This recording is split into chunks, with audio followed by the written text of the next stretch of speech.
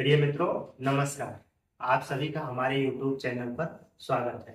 मित्रों, जैसा कि आप लोग जानते हैं कि हम लोग जो है भारतीय भूगोल यानी इंडियन ज्योग्राफी जैसे विषयों का अध्ययन कर रहे थे।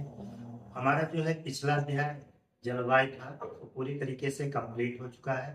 आप लोग जलवायु को जाके हमारे प्लेलिस्ट पे खोज के देखिए, ठीक है। और इसके बाद आज हम लोग नया अध्याय चालू करेंगे। हमारे अध्याय का नाम होगा मृदा। ठीक है, आज हम लोग जो है मृदा के बारे में जानकारी करेंगे। मृदा के बारे में जानकारी करेंगे, इसके बाद जो है मृदा गठन के से संबंधित जानकारी हम लोग हासिल करेंगे। तो मित्रों, जैसा कि आप लोग जानते हैं कि हम भारत के भूगोल विषय पर जो है चर्चा इस समय कर रहे हैं, और लगातार हम लोग है बिना किसी रुकावट के जो है हम लोग इस दिशा में प्रयासरत हैं कि आप लोगों को बेहतर से बेहतर जानकारी दी जा सके। ठीक है, तो इसी क्रम में हम लोग जो है आज एक नए अध्याय की शुरुआत करते हैं, मृदा। आइए हम लोग मृदा के बारे में जानते हैं। मृदा क्या चीज होती है, यानी कि मिट्टी। मिट्टी जो है हमारे धरातल की ऊपरी सतह होती है। यह एक बहुमूल्य प्राकृतिक संसाधन है। ठीक है, मृदा क्या होती है? मृदा बहुमूल्य प्राकृतिक संसाधन होती है। इसी में जो है समस्त पेड़ पौधे अपने पोषण को प्राप्त करते हैं। खनिज तत्व यहीं से निकाले जाते हैं। ठीक है, तो ये चीज बड़ी महत्वपूर्ण मृदा है। मृदा हमारे लिए बहुत ही आवश्यक है। ठीक है, इसका गठन कैसे होता है, तो हम इसके विवरणों पर भी चर्चा करेंगे। तो आइए हम लोग देखते हैं मृदा। ठीक है, तो हमारा अध्याय रहेगा मृदा।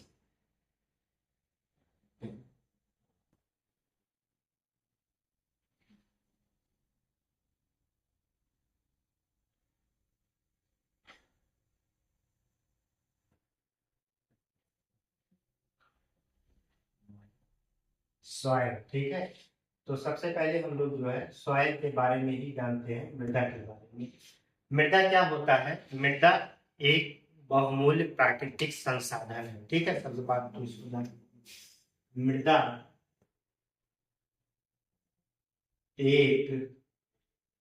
एक बहुमूल्य प्राकृतिक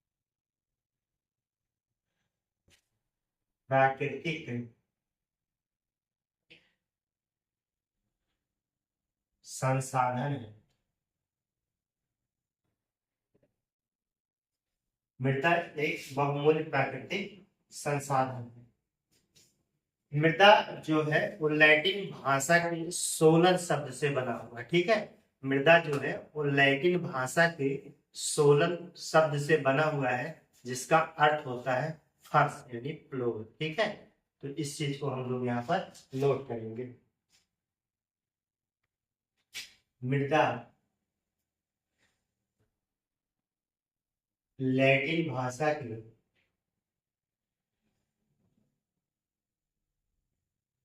सोलर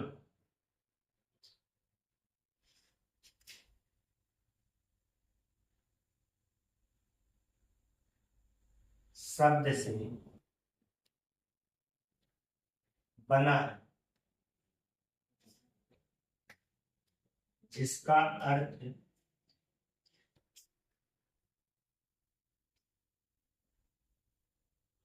हर्ष हर्ष है।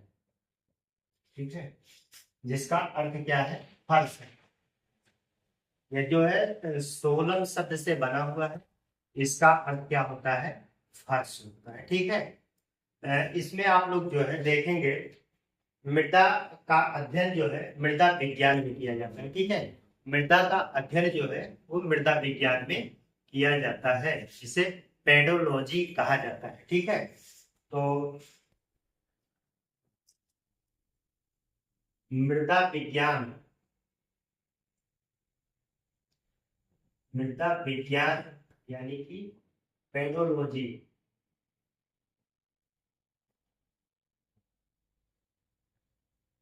पेडोलॉजी में मृदा का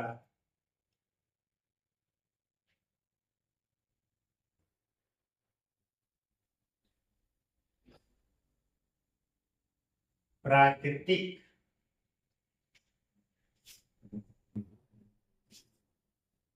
संसाधन के रूप में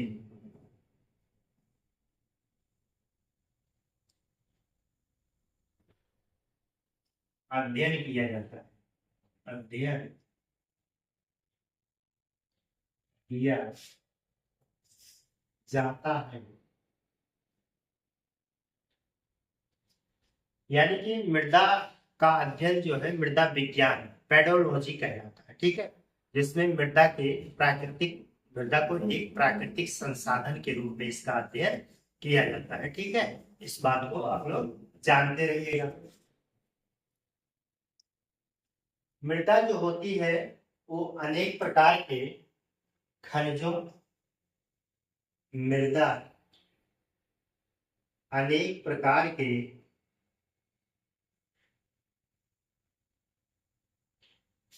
खनिजों पौधों एवं अनेक प्रकार के पौधों एवं जीव जंतुओं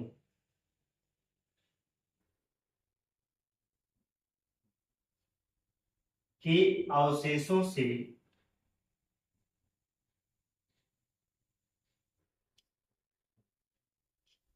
बनी होती है,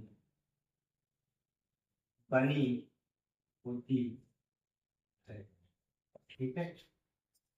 बनी होती है, ये जो है आप देखेंगे पेड़ पौधों जीव जंतु, ठीक है, इन सभी के अवशेषों से मृदा का निर्माण होता है, ठीक है। तो इस जो मृदा देखते हैं कि ये पूरे जो चट्टानी स्वरूप होते हैं इसके ऊपरी परत पे ही हम मृदा, उसी को मृदा ही कहेंगे। आगे हम लोग जब भी संस्कृत पढ़ेंगे तो उसमें हम लोग देखेंगे, ठीक है, मृदा संरचना में। तो मृदा जो है ये पूरे सैल का जो है ऊपरी परत होता है, ठीक है, उसी को मृदा कहा जाता है। तो इसमें आप जो है भूपृष्ठ पर जो असंगठित यानी कि भूपृष्ठ पर असंगठित दानेदार परतें मृदा कहलाती मृदा कहलाती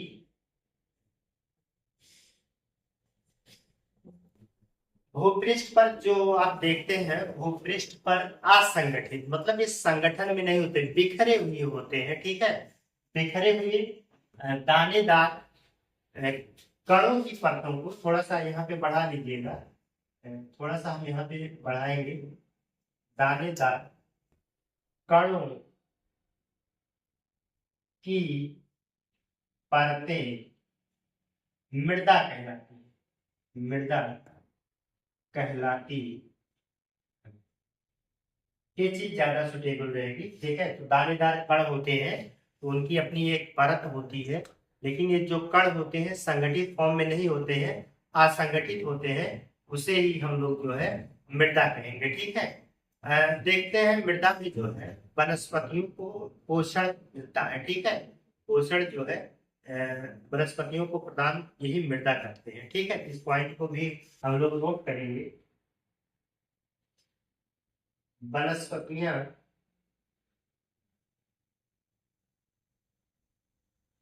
मृदा से पोषण प्राप्त कर वृद्धि करती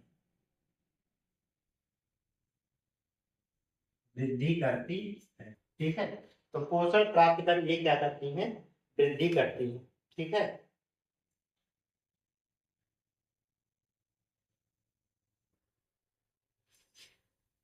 तो वृद्धि जब करती है तो इसी चीज को जो है आप कह सकते हैं कि मृदा की फर्टिलिटी है, ठीक है, मतलब इसे वृद्धि करती इसे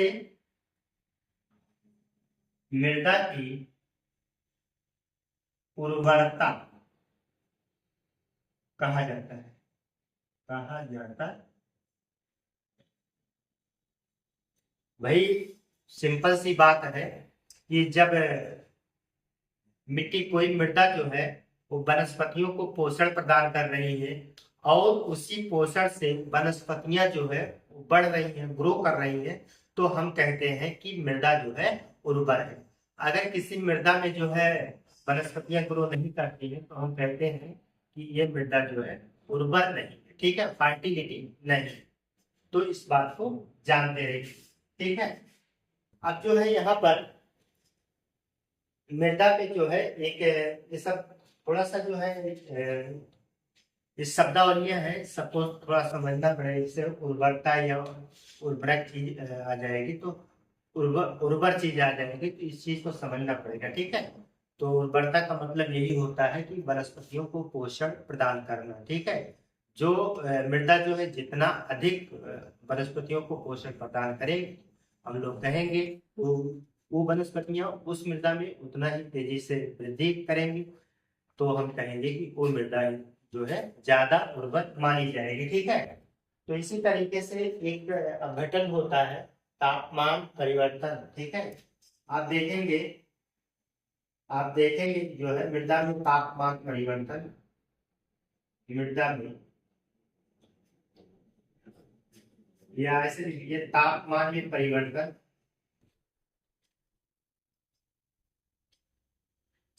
परिवर्तन, तुषार क्रिया,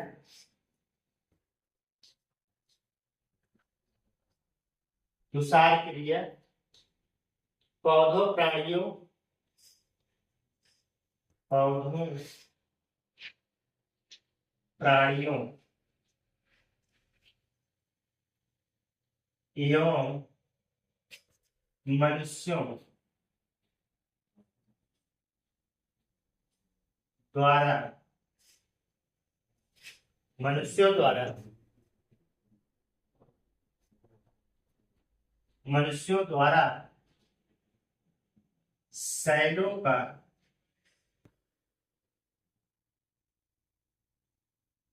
टूटना एवं क्षय होना,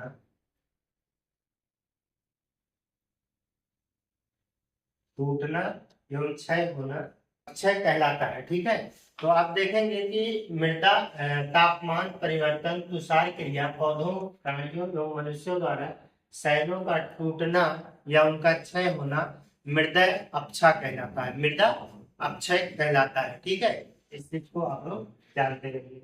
इसका जो है आप लोग जो है स्क्रीनशॉट ले लीजिए, तब हम आगे देखते हैं। ठीक है,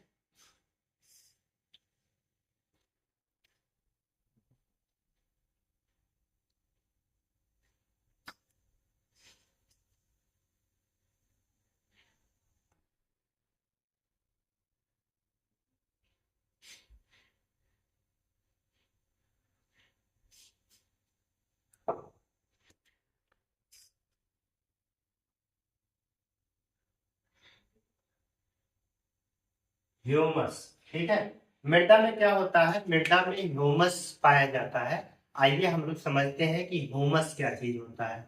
तो मृदा में ह्यूमस देखेंगे, ह्यूमस जो होता है एक जटिल कार्बनिक पदार्थ होता है। ठीक है, जो मृदा में पाया जाता है, ये मृदा में पाया जाना इसका स्वाभाविक रूप होता है। अगर ये ह्यूमस नहीं पाए जाएंगे तो वो मृदा जो है अच्छी मृदा नहीं मानी जाएगी, क्योंकि ह्यूमस की उपस्थिति से ही जो है पानी की नमी व अवशोषण करने की क्षमता इसमें बनी रहती है, जो पौधों की वृद्धि में सहायक होती है। तो इसलिए जो है मृदा में ह्यूमस पाया जाना बहुत महत्वपूर्ण होता है। अगर ह्यूमस नहीं पाया जाता है तो वो मृदा उतनी उर्वर नहीं मानी जाएगी। ठीक है, तो ह्यूमस जो है क्या होता है, इसके बारे में आप लोग नोट करेंगे। ठीक है, तो यहाँ हम नीचे नोट कर रहे हैं, यह गाढ़े भूरे या काले रंग का जटिल कार्बनिक पदार्थ, पदार्थ। सबसे पहली बात ह्यूमस के बारे में, ह्यूमस जो होता है ये क्या होता है, इसका कलर देखेंगे आप लोग गाढ़ा भूरा या काला हो सकता है, ठीक है। और जटिल कार्बनिक पदार्थ होता है। आ रही बात समझे। और क्या होता है ह्यूमस, ह्यूमस जो होता है इसका निर्माण जो है वनस्पतियों व जीवों के अवशेषों से होता है। इसका निर्माण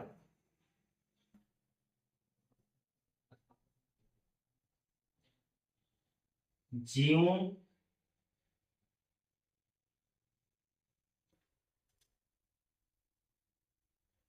जीवों एवं वनस्पतियों के अवशेषों से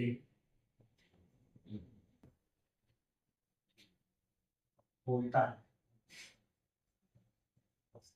ठीक है। अवशेषों से होता है इसका निर्माण।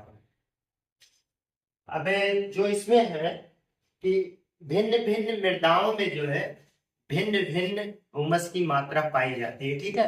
अलग अलग इसके निर्माण में आप लोग देख रहे हैं, इसका निर्माण जो है जीवों या वनस्पतियों के जो है जीवों एवं वनस्पतियों के अवशेषों के अलग अलग मृदाओं में जो है अलग अलग प्रकार के ह्यूमस पाए जाते हैं, ठीक है। तो यहाँ लिख लेंगे आप लोग भिन्न भिन्न मृदा में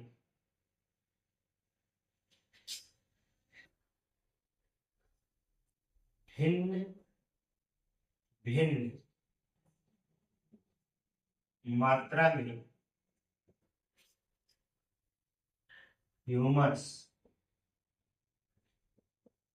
मिलते मिलते। इसका मतलब क्या हुआ, इसका मतलब ये हुआ कि अलग अलग मृदा में उसमें जो ह्यूमस की मात्रा होगी अलग अलग प्रकार की होगी, ठीक है। अलग अलग प्रकार की मृदा में अब एक ही समान ह्यूमस नहीं पाया जाएगा। अलग अलग मृदा में अलग अलग परसेंटेज में कम ज्यादा हो सकते हैं, ठीक है। तो ह्यूमस की मात्रा उसमें अलग अलग रहेगी, इस चीज को जानते रहिए, ठीक है।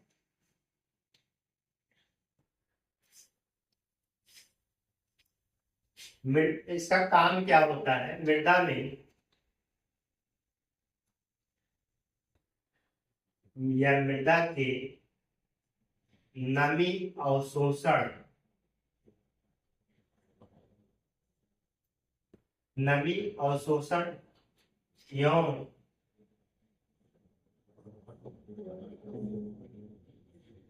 इसे बनाए रखने में सहायक होती है। सहायक भैया क्या चीज सहायक होती है, तो ह्यूमस जो है, अगर ह्यूमस उपस्थित है मृदा में पर्याप्त मात्रा में ह्यूमस की उपस्थित है तो वो जो है मृदा में नमी, ठीक है, नमी और उस नमी तो अवशोषण हो गया, ठीक है, वो नमी का अवशोषण करेगा, साथ ही साथ जो है वो नमी की मात्रा बनाए रखने में जो है सहायता करता है ह्यूमस, ठीक है। इस बात को यहाँ पर हमने नोट करके रखा, ठीक है। यह पौधों में जो है संतुलित वृद्धि करता है, ठीक है। इस पॉइंट को भी आप नोट करेंगे। यह पौधों में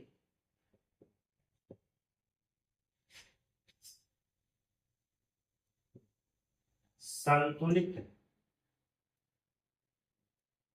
वृद्धि करने में सहायता करता है,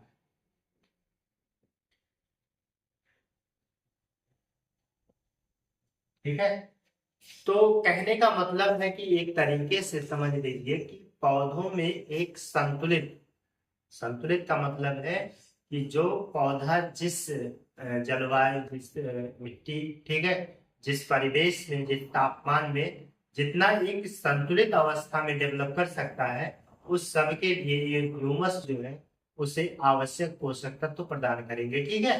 तो इस बात को आप लोग जानते रहिए। तो ये 3-4 फैक्ट्स जो थे वो ह्यूमस से संबंधित थे। तो ये चीजों को आप लोग समझ गए होंगे भली बात। एक गाढ़े भूरे रंग काले रंग का जटिल कार्बनिक पदार्थ है, ठीक है। इसका कलर देखेंगे तो भूरा या काला रंग का हो सकता है। जीव वनस्पतियों के अवशेष से निर्मित होता है।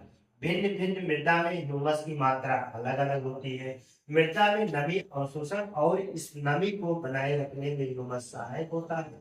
पौधों में एक संतुलित वृद्धि को ये जो है प्रदान करता है, ऐसा ह्यूमस का काम होता है, ठीक है। तो ह्यूमस जो है मृदा के लिए आवश्यक चीज है, ठीक है। इस बात को आप लोग समझ लीजिए। इसका जो है आप लोग स्क्रीनशॉट ले लीजिए, इसके बाद आगे बढ़िए।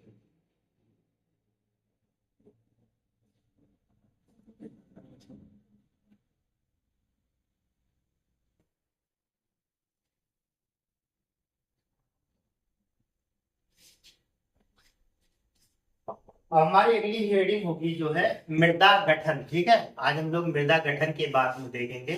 तो मृदा जो है, मृदा गठन आप लोग हेडिंग डालेंगे यहाँ, मृदा गठन,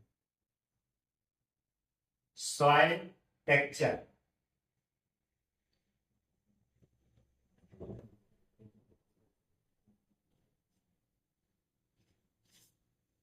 सॉइल टेक्सचर।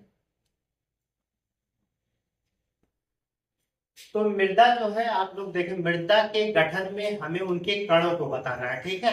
ध्यान रहे कि मृदा के गठन में हमें उनके कण, मतलब कण के आकार की दृष्टि से हमें बताना है कि जैसे मृदा में कौन कौन किस आकार के कण उपस्थित होगा। छोटे आकार के कण हैं तो हम उनको क्या नाम देंगे, उससे बड़े हैं तो हम उनका क्या नाम देंगे, ठीक है। तो छोटे बड़े कण पाए जाते हैं तो इनकी आकृति जो है आप समझ लीजिए कि आप नंगी आंखों से नहीं देख सकते हैं, ऐसी भी मृदा के कण पाए जाते हैं। और जो जिनको देखा जा सकता है, यानी कि मैक्सिमम 2 मिलीमीटर व्यास वाले जो है कण पाए जाते हैं, ठीक है। तो इनके बीच में जो है आप देखेंगे कि लगभग 6 प्रकार से कणों को जो है यहाँ पर डिवाइड किया गया है। इन्हीं 6 प्रकार के कणों से मिल करके जो है ये मृदा का निर्माण होता है, ठीक है। तो एक मृदा में जो है 3-4 टाइप के कण उपस्थित हो सकते हैं, 5 टाइप के हो सकते हैं, ठीक है। या किसी प्रकार में 6 प्रकार के भी शामिल हो सकते हैं। तो एक मृदा के गठन में कई प्रकार के कणों की उपस्थिति हो सकती है। तो यहाँ पे हम लोग नोट करेंगे कि मृदा में विभिन्न प्रकार के कण पाए जाते हैं, ठीक है। मृदा में विभिन्न प्रकार के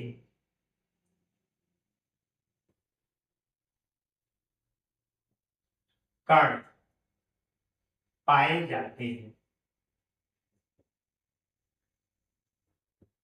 ठीक है।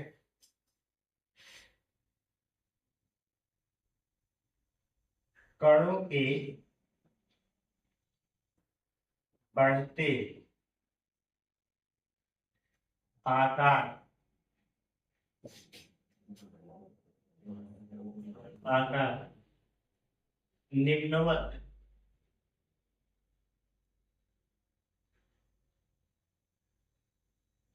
निम्नवत है,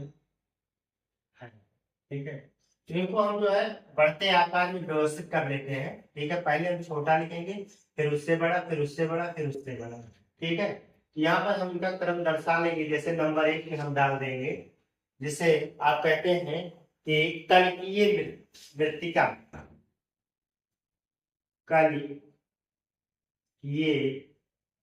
मृत्तिका, मृत्तिका मीन्स मिट्टी होती है, मृदा होता है, ठीक है। तो इसका जो है आकार बहुत ही छोटा होता है, जिसे हम जो है अपनी नग्न आंखों से देख नहीं सकते हैं।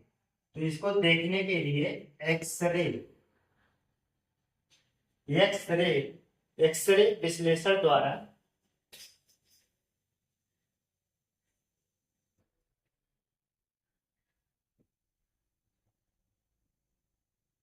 एक्सरे विश्लेषण द्वारा इसे क्या किया जा देखा, नंगी आंखों से नहीं देखा जा सकता, नंगी आंखों से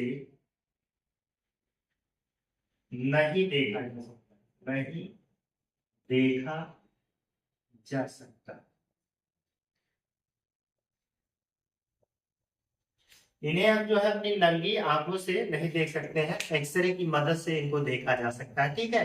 तो इन्हें जो है ये इतनी छोटी होती है, इनके कण इतने छोटे होते हैं कि इनको हम जो है नंगी आंखों से नहीं देखे। इनको जो क्या कहा जाता है, कल्पीय कोलाइडल, ठीक है। इनको कहा जाता है कोलाइडल मृदा, ठीक है, या मृत्तिका कह सकते हैं आप। फिर दूसरे टाइप की जो है इसमें आप देखेंगे, हमारा दूसरा टाइप बनेगा मृत्तिका। मृत्तिका, मृत्तिका अगर इनके आकार की बात करें तो इनका आकार जो होता है 0.002 मिलीमीटर, मिलीमीटर से 0.02 या ऐसा कहीं मिलीमीटर से कम होता है, ठीक है। इनका आकार 0.02 मिलीमीटर से कम कम होता है, ठीक है। तो इनका आकार हो गया। तीसरा जो इनका आकार है वो है गाद। क्या है, गाद, नियम गाद कहेंगे। गाद का आकार कितना होता है, तो इसका आकार जो होता है 0.002 मिलीमीटर से 0.05 मिलीमीटर तक होता है, मिलीमीटर तक, ठीक है, इसका आकार होता है। इसके बाद चौथा नंबर हमारा होता है सूक्ष्म रेत। क्या होता है, सूक्ष्म रेत, ठीक है। तो सूक्ष्म रेत का आकार कितना होता है, इसका आकार जो होता है वो 0.05 से 0.05 से 0.2 मिलीमीटर तक होगा, ठीक है, मिलीमीटर तक होता है, ठीक। ये वाला हो गया। इसके बाद पांचवा हम लिखेंगे स्थूल रेत। क्या लिखेंगे, स्थूल रेत। और स्थूल रेत का आकार कितना होगा, 0.2 से 2.0 मिलीमीटर तक, ठीक है, मिलीमीटर तक होगा। इसके बाद जो है हमारा छठवां है जिसे आप लोग बजरी कहेंगे। क्या कहेंगे, बजरी या गुटिका कहेंगे। बजरी एवं गुटिका, बजरी एवं गुटिका, गुटिका कहा जाएगा। इसका आकार कितना होगा, तो इसका आकार 0.2 मिलीमीटर से अधिक होगा, अधिक, ठीक है। तो आप समझ गए होंगे, बहुत महत्वपूर्ण चीज है। इस चीज को आप कायदे से समझ लीजिए कि मृदा में विभिन्न प्रकार के कण पाए जाते हैं। उन कणों की ये क्या है, उन कणों की ये जो है आकार बताया गया है, उनका आकार है, ठीक है। यहाँ पर एक कण के नाम हमने दे दिए हैं। ये सबसे महीन कण होती, छोटी कण होती है, ठीक है। अगर इनके कणों का व्यास अगर हम देखें तो पहली बात तो हम इसे अपनी नंगी आंखों से देख नहीं सकते हैं। तो क्वेश्चन ये भी पूछा जा सकता है कि मृदा की निम्नलिखित में से मृदा का सबसे छोटा कण क्या कहा जाएगा, तो कल्कीय मृत्तिका कहलाएगा, ठीक है। कल्कीय मृत्तिका के बाद उसका बड़ा कण जो है 0.002 मिलीमीटर से कम होता है। इस कण का व्यास जो होता है, ठीक है, छोटा होता है, इतने के बराबर होता है 0.002 मिली। इसके बाद गाद होता है। गाद के कण जो है मृत्तिका की अपेक्षा थोड़ा बड़े होते हैं, इनका रेंज ये बताया गया है। फिर इसके बाद सूक्ष्म रेत होते हैं, और इनका देखिए रेंज 0.05 से 0.2 होता है यहाँ, ठीक है। इसके बाद स्थूल, स्थूल मतलब थोड़ा भारी होते हैं, सूक्ष्म से थोड़ा बड़े होते हैं, तो 0.2 से लेकर के 2 मिलीमीटर तक होते हैं। अगर बजरी की बात किया जाए तो बजरी इसमें सबसे बड़े होते हैं, गुटकिया, ठीक है। गुटकिया और बजरी इसमें बड़े कण होते हैं, जिनका अगर व्यास देखा जाए तो इनका व्यास जो है 2 मिलीमीटर से अधिक होता है, ठीक है। ये मिलीमीटर क्या होता है, आप लोग इसको नोट कर लीजिए अलग से, यहाँ हम नोट कर दे रहे हैं, नोट लिख लीजिए। कणों की मापने की इकाई मिलीमीटर है, मिलीमीटर, ठीक है। इसकी छोटी इकाई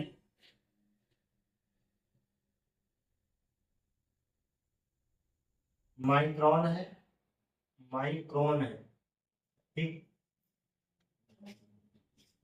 एक माइक्रोन बराबर, एक माइक्रोन बराबर कितना होता है? 0.001 मिलीमीटर, ठीक है। तो इसको जो है कहीं अलग से नोट कर लीजिएगा, ये काफी इंपॉर्टेंट है अलग से, ठीक है। तो आपसे पूछा जाए कि एक माइक्रोन बराबर कितना होता है, तो एक माइक्रोन बराबर जो होता है 0.001 मिलीमीटर, ठीक है। तो आज हम लोगों ने देखा कि मृदा और उसके गठन, ठीक है, यानी मृदा और गठन हम लोगों ने देखा। अब हम लोग जो है मिलते हैं एक नए बेहतर क्लास के साथ, तब तक के लिए धन्यवाद।